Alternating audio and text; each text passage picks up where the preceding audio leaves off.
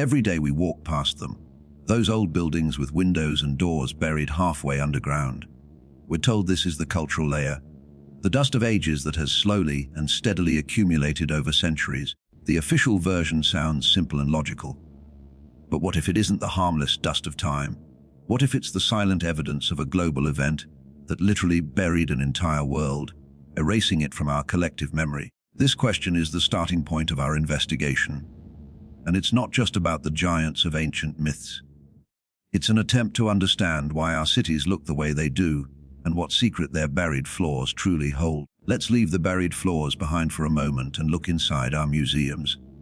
There behind glass displays lie other anomalies, silent objects from that same world buried beneath our feet. These are artifacts that were clearly not made for us.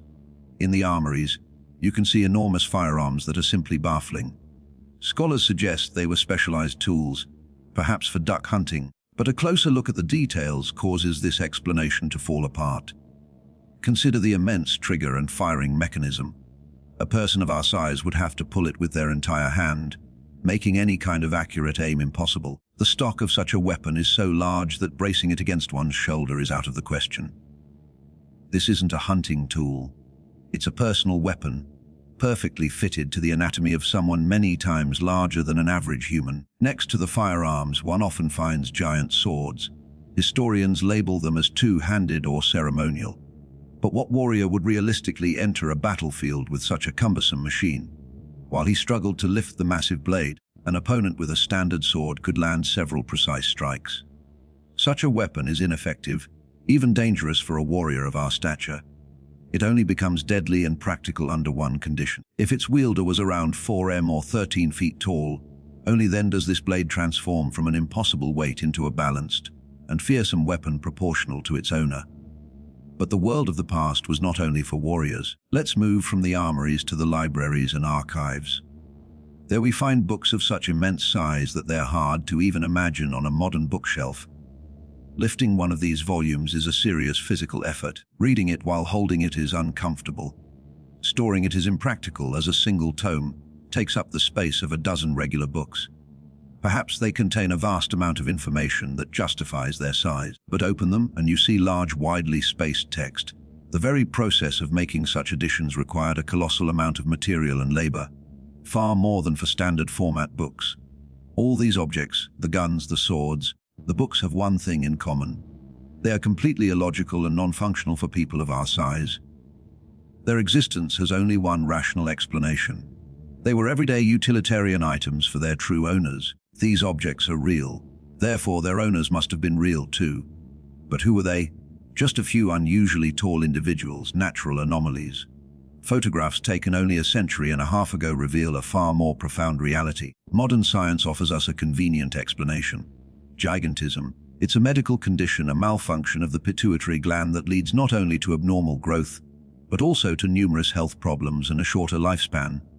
Today, people of extraordinary height are often seen as individuals with a disability rather than as possessors of unique physical gifts.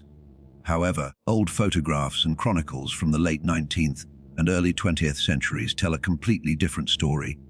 They show us the faces of the last generation of those we would call giants. Looking at these images, we see something astonishing. Anna Swan and her husband Martin Bates, both of whom were nearly 2'1" or 8 tall, had normal, harmonious body proportions. They didn't look like people suffering from a disease. They looked like representatives of the human species, simply scaled up. They lived full lives, fell in love, and even tried to have children. Their story is filled with drama. Their newborns were incredibly large. One weighed around 10 kg or 22 lb, and was 76 cm or 30 in long, 4 times the normal size. But their time in this world was tragically short. They passed away just a few hours after birth, and they were not unique cases. Fyodor Makenov from the Russian Empire stood at 2 and 39 cm or 7 feet 10 in, and also had a proportional build. Amalia Gilly at 2 and 19 cm or 7'2" in was admired by her contemporaries not just for her size but for her beauty and perfect proportions. These people did not suffer from the skeletal distortions that often accompany modern gigantism. Science needed a way to explain them, and the easiest way was to reclassify them from descendants of an ancient race into medical curiosities. The phrases Your Highness or Your Majesty, which today seem like mere formalities, may have once been literal descriptions. People like them are still born today because traces of their genes remain in our DNA. And sometimes this ancient memory makes itself known. Yes, they now live shorter lives than average and are often ill, but this isn't due to a specific disease. It's because something on our planet changed irreversibly over the last few hundred years. The environment in which they could thrive has vanished. Moreover, just 200 years ago, people of great height were not only common, but were valued for their strength. The Prussian King Frederick William I assembled an entire army of giants, the so-called Potem giants. Old engravings show that their height ranged from 2 and 1.2 to 3 m, making them a formidable force on the battlefield. They were perfectly healthy and capable of fighting, something that cannot be said for most modern giants. This proves that their physical condition was fundamentally different. We can see that as recently as 200 years ago, giants were a normal part of our world. Yet today, they cannot live full lives within it. Something changed in the very air, in the physics of the planet itself, right before the eyes of the last generation of giants. What was it? The answer may seem fantastic, but it explains not only the fate of these people, but also the existence of those who were even larger. To understand how giants could not just exist but thrive, we need to look beyond biology and at the very physics of our planet. Skeptics rightly point out that under today's conditions, a giant skeleton could not support its own weight. And they are absolutely right. The key phrase here is under today's conditions. But what if just a few centuries ago those conditions were completely different? What if the most fundamental parameter of our environment, atmospheric pressure, changed? To see how this works, consider the elegant Japanese art of bonsai. To grow a miniature tree, it's often covered with a glass dome, creating a low-pressure environment inside. The internal pressure within the plant's cells is balanced by the lower external pressure, and the tree remains small while retaining the proportions of a full-grown plant. Now imagine the opposite process. What if we placed a living organism in an environment with a pressure several times higher than today's? To prevent its internal systems from being crushed, it would have to evolve, growing larger and stronger to counterbalance the external environment. In such a world, enormous size is not an anomaly. It's a necessity, a logical consequence of the laws of physics. Therefore, it's possible that just a few centuries ago, the atmospheric pressure on Earth was significantly higher. This would have created ideal conditions not only for giant humans, but for all flora and fauna. Trees were taller, animals were larger, and this fantastic idea is supported by even more shocking evidence that official science prefers to ignore or declare as forgeries. This evidence points to the coexistence of humans and the creatures we call dinosaurs. We are taught that the dinosaurs died out 65 million years ago, but artifacts scattered across the globe tell a different story. In the jungles of Cambodia stands the ancient temple of Tapram. Its walls are decorated with bas-reliefs of local animals, monkeys, deer, parrots, and among them is one creature that doesn't fit into the modern fauna. It is an animal with a distinctive row of bony plates on its back and a spiked tail. The image is a 100% match for a scientific reconstruction of a stegosaurus. How could the ancient Khmer have depicted with such accuracy an animal whose bones paleontologists would only unearth centuries later? The answer is simple. They carved what they saw with their own eyes. In South America, thousands of so-called Ica stones were found in Peru. These are river stones covered in complex engravings. They depict scenes from the life of an ancient civilization. People performing complex medical surgeries, studying the stars with telescopic instruments. But the most astonishing images are of humans interacting with dinosaurs. They are riding them like horses, hunting them and studying them. For the people who created these stones, dinosaurs were not prehistoric monsters, but a part of their daily lives, much like livestock or wild game. But the most compelling physical evidence is in North America, in the state of Texas. In the bed of the Paluxy River, there are fossilized dinosaur tracks, and right alongside them, sometimes even inside them in the exact same geological layer, are clear human footprints. This is direct physical proof that humans and dinosaurs walked the Earth at the same time. The picture of our world changes completely. A planet with a denser atmosphere and higher pressure, inhabited by giant humans and prehistoric beasts that were a common sight. And this world existed very recently. Where did it go, and why did it disappear so suddenly? The answer lies right beneath our feet and is visible from space. Now, with this new understanding of the old world, let's return to where we began. the buried lower floors of old buildings. The theory of a slowly accumulating cultural layer no longer seems convincing. The material that hides foundations and entire floors all over the world is not the dust of ages. Its composition is silt and clay mixed together. Such deposits are formed in only one way. They are carried by a massive amount of water. This is nothing less than the evidence of a global flood that covered cities and continents all at once. This was not a gradual process, but the consequence of a sudden and devastating catastrophe. But the flood is just one of the scars left on the body of our planet. If you look at the Earth from space, you can find other equally mysterious anomalies. Across the entire planet, from arid deserts to the Siberian taiga, are scattered thousands of perfectly round lakes and craters. Official science explains them as the result of meteorite impacts, but this explanation contradicts the basic laws of physics taught in schools. Meteorites almost never strike the surface at a 90-degree angle. They enter the atmosphere on a trajectory, meaning their impact craters should be elongated and oval-shaped. A perfectly round crater is left by only one thing: an explosion that occurred either on the surface or directly above it. Thousands of such craters around the world do not suggest a cosmic bombardment, but something far more terrifying. Another piece of silent evidence is our forests. We tend to think of them as ancient and pristine, but this is an illusion. Try to find trees in the forests of Eurasia or North America that are older than 150 or in rare cases 200 years old. They are almost non-existent, and yet many species like oaks and larches can live for 500 years or more, reaching colossal sizes. Where are all these giant patriarch trees? The answer is simple: they are gone. Because about 200 years ago, all the old vegetation on the planet was destroyed. What we see today is new growth that sprang up after a total wipeout. Furthermore, satellite maps reveal vast areas of forest, especially in Siberia, that are planted in unnaturally straight intersecting lines at right angles.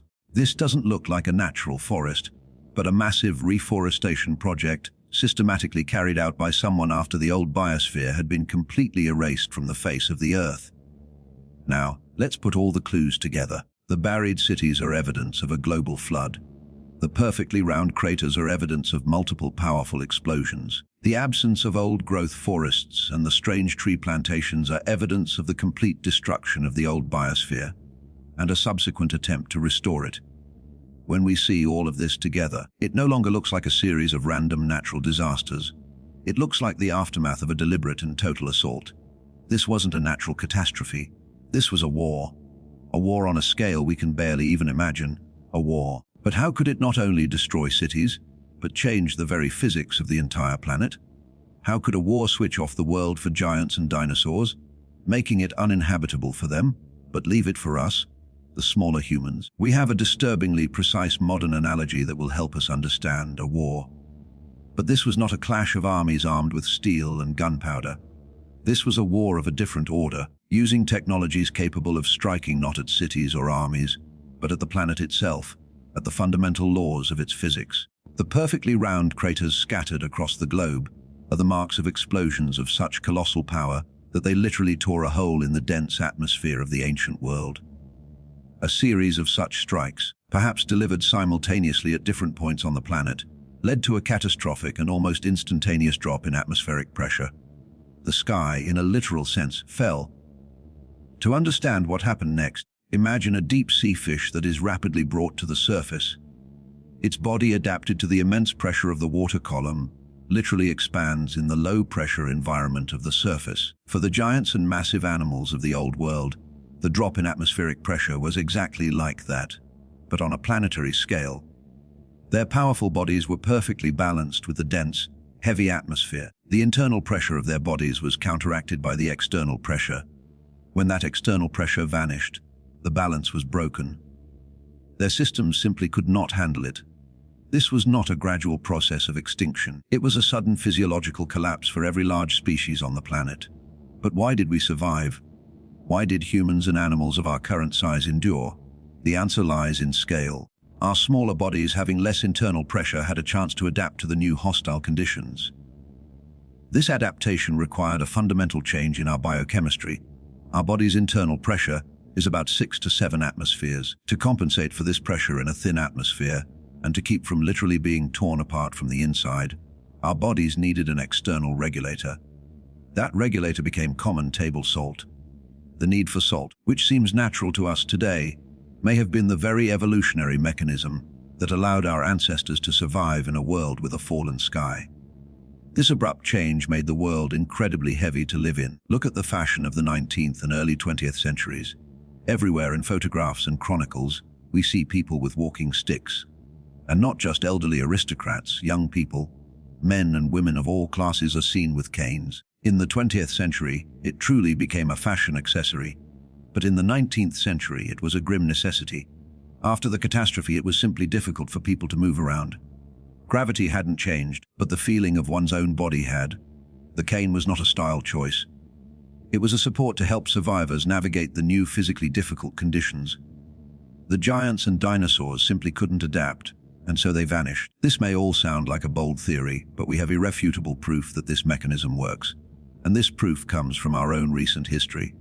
In the 1950s and 60s, the USSR and the USA conducted over 1,000 atmospheric nuclear tests. In the following years, the 60s and 70s, scientists all over the world recorded a significant drop in global atmospheric pressure and a noticeable climatic shift towards cooling. The older generation will confirm that the winters in those years were unusually severe. In 1961, during the test of the most powerful thermonuclear device, the nuclear reaction was so intense that it began to involve hydrogen from the atmosphere itself. This process lasted for about half an hour and created a massive hole in the ozone layer. This was a key moment that explained a great deal. Scientists saw with their own eyes how their creation affected the planet. Subsequently, a direct link between nuclear testing and the drop in atmospheric pressure was confirmed. This discovery so alarmed the world powers that in 1963, the treaty banning nuclear weapon tests in the atmosphere, outer space, and underwater was signed. It turns out that in the mid-20th century, humanity unwittingly repeated in miniature the very event that destroyed the previous civilization.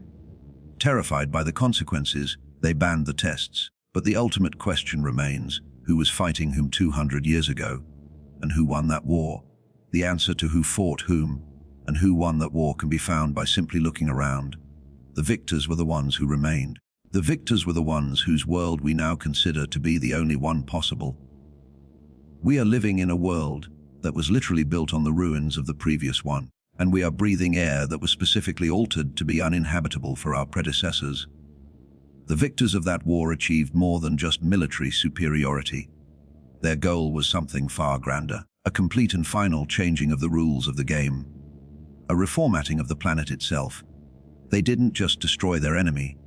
They destroyed their enemy's habitat by altering a fundamental physical parameter, atmospheric pressure. It was the perfect strike, making the very existence of all large life forms impossible, from giant trees and dinosaurs to the race of giants.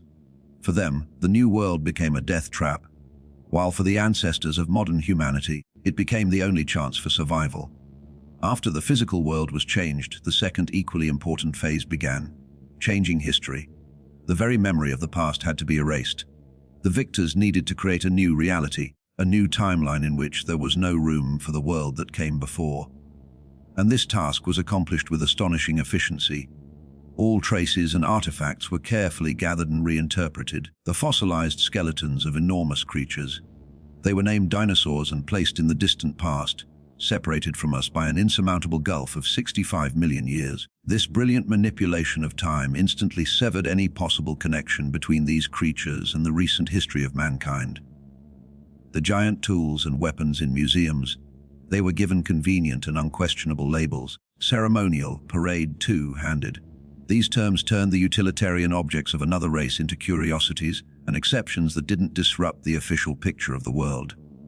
The buried cities all over the globe, they were explained away by the slow natural accumulation of a cultural layer.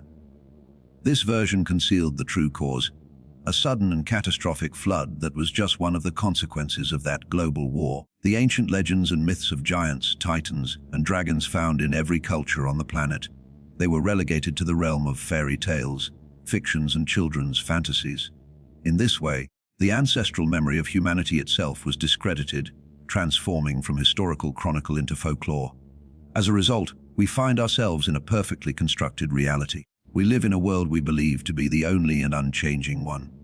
We learn a history in school that was written by the victors, and we trust a science that operates with facts, selected and filtered to fit this new paradigm. Our entire civilization, our worldview, our knowledge of the past, it is all a grand project built on the foundation of a great catastrophe and the great forgetting that followed.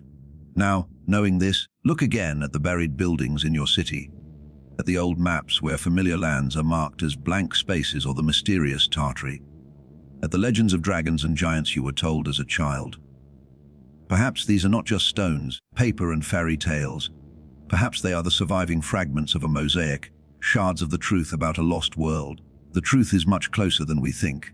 It's not in distant archives, but right beneath our feet and deep within our genetic memory. What do you think?